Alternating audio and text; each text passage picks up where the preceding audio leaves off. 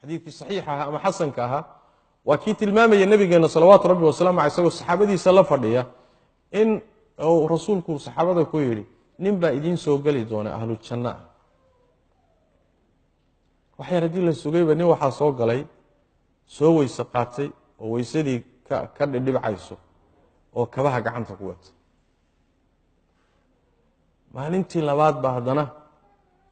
nebigu wuxuu ku yidhi waxaa idiin soo geli doona nin ahlu janno ah waa la sugay mise ninkii oo sidiisii ah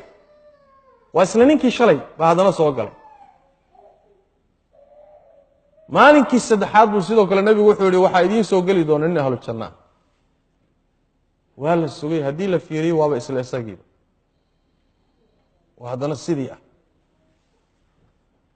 saxaabadu ridwaanullaahi calayhim waxay ahaan jireen markii janno iyo naar iyo la sheego qadiyadoodu xasaas bay ahaan jirtay waxa naar ka fogeynayana aad bay u raadin jireen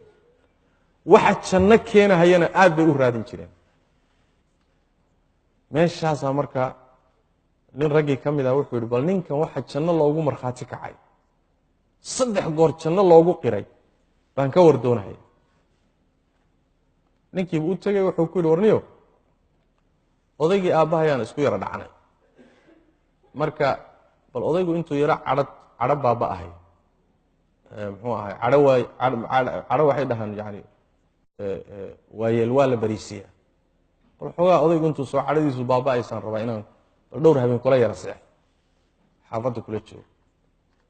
soo dhowow buu ku yidhi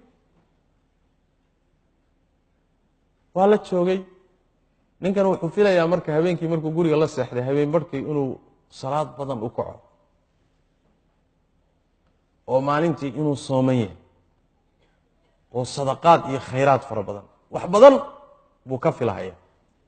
hadduu la seexday oo gurigii la joogay ninkii habeenkii salaad badanba kuma arkin maalintiibu haddana la joogay maba soomanaba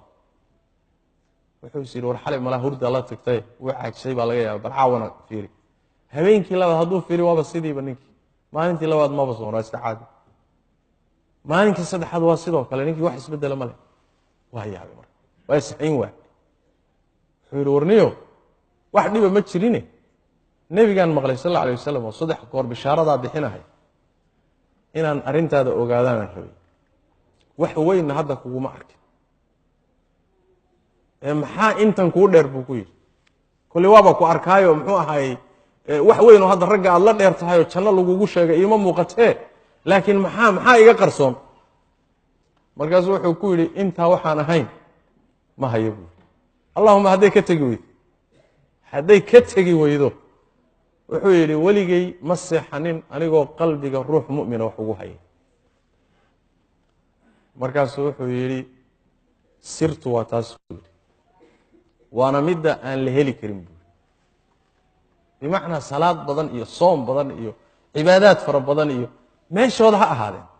laakiin qalbi fayow oo muslimiinta u fayow oo khayrka la jecel oon cuqdad u haynin oon cadaawad u haynin oo kii dhibaato u geystay iska saamaxa oo cafiya qalbi noocaas adiga ma iska heli karta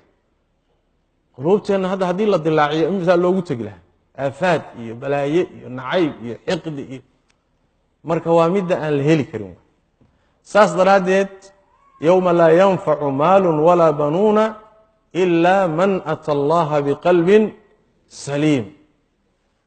fayow oo caafimaad qaba